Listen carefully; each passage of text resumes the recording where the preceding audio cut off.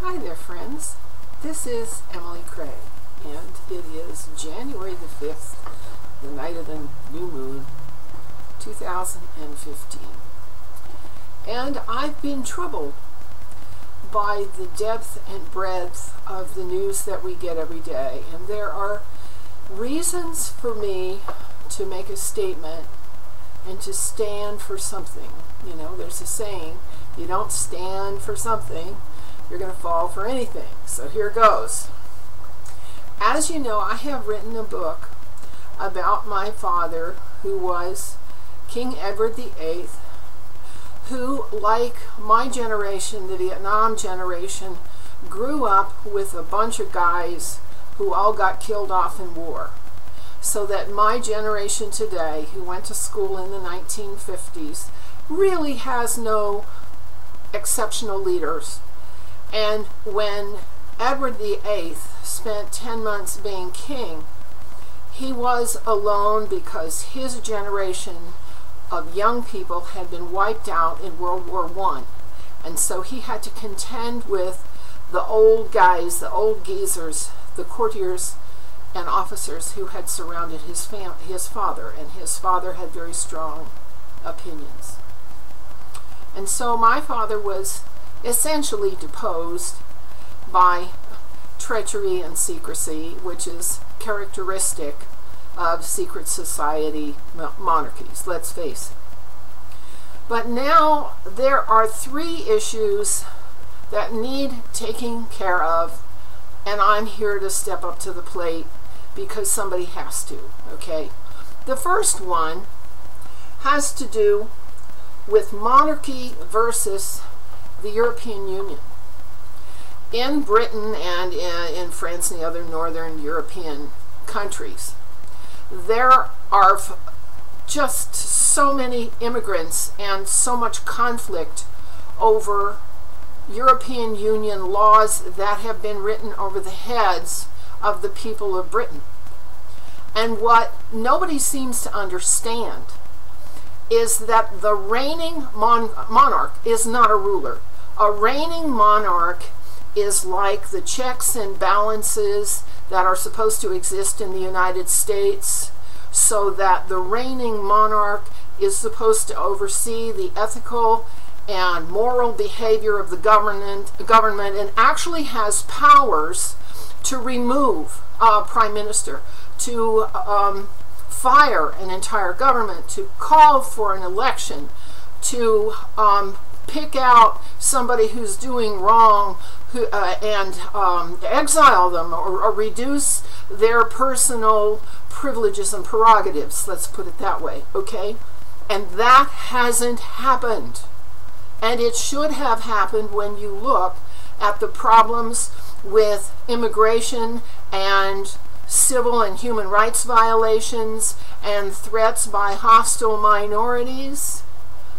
There should have been a leader in Britain to stand up and speak to principles of behavior and to make educated judgments about religious minorities and whether some are more or less civil than others. And this is not getting into politics. This is getting into theology and exegesis and what's in this holy book and what's in that holy book. Okay, let's get with it. The next problem we see is the one of pedophilia. And the Queen has the power to remove the people that are involved in pedophilia, but she hasn't. Now, why?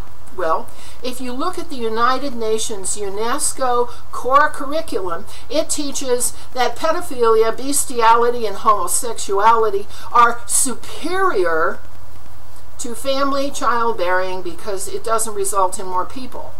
Okay? If you look at the Quran, it teaches little girl marriage. Okay? It teaches all kinds of violence against women and children. Okay, if you look at maritime law has procurers which enable the procuring of a person as an infant in an adoption, which is what happened to me, okay, or a child in a custody suit, or some kind of lawsuit who gets turned over to CPS, or a truant teenager who goes to a reform school, or an adult who goes to a prison and serves as a prison labor slave, okay? Or even we can count in the body parts trafficking that occurs among the living for the dead, okay? Or the living for the dead for the living, okay? So all this trafficking is just business in maritime law. And so you want to just throw the customers in jail? Just throw the agents of adoption agencies in jail because they fondle children who are in deep shock and pain and despair? Who do you want to punish here? You want to punish the victims, or you want to stop the crimes? If you want to stop the crimes, the law has to be addressed. The abuse against children has to be adjudicated in common law courts that can help heal and repair the children's lives, not in maritime law courts. Divorces need to be in common law courts. Custody battles need to be in common law courts.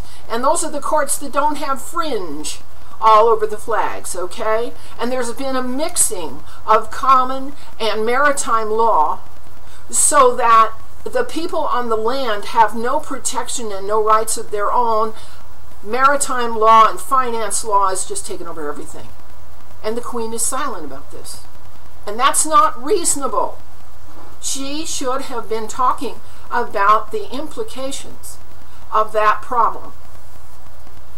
The next thing is the Queen she made vows, okay? She vowed to protect the church, the culture, and the laws. So has she protected the church? What would she protect the church from? Have you ever heard of Tavistock Institute? It was established in 1921 by King George V, Queen Elizabeth's grandfather and my grandfather, okay? And it's the puzzle palace that teaches governments how to be double-dealing tricksters and how to do psyops on the people to get everybody under their thumb. Now, what has Queen Elizabeth had to say about the effect of Tavistock dogma and doctrine on the viability and veracity and believability of the church? She hasn't said a word. Not a word. These are three major problems that are killing English-speaking cultures. Now, it's outrageous that she is so avoidant and that she has no opinion about what's going on in her own kingdom, not to mention the Commonwealth. So I'm going to do something equally outrageous. I'm drafting a claim against the Queen of England for treason, and I'm going to pursue a claim to take over the estate and the throne of my father, King Edward VIII. Somebody's got to do something, and I believe I'm qualified to handle what is not even a kingdom legally anymore. Do you realize that it's the United Kingdom Corporation? It's about as corporate as Disneyland. They're not interested in people, just any more like any other corporation. And so this has got to be turned around and confronted and addressed. And I'm going to go the distance. And yes, you can laugh at me. Here's this 70-year-old woman, 70-year-old woman taking on Queen Elizabeth and her entire hierarchy. And by the grace of God, we'll see how far we get with it, okay? So I'll have some links down below, and we'll see how far we get this. Thank you.